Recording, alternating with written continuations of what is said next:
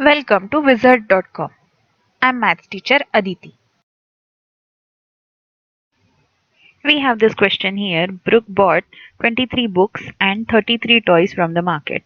If the price of each book and each toy is $85 and $27 respectively, how much money did Brooke pay for the books? Now we know one book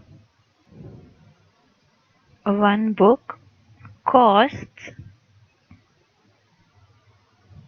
$85. It's given here. Each book costs $85. She bought 23 books. Therefore, 23 books will cost 23 multiplied by $85. So let's perform this multiplication. 85 multiplied by 23.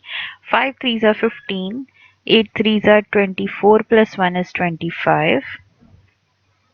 2 fives are 10. 2 eights are 16 plus 1 is 70. So we have 5 plus 5 plus 9 plus 1. So 23 books will cost $1,955. So this is the answer.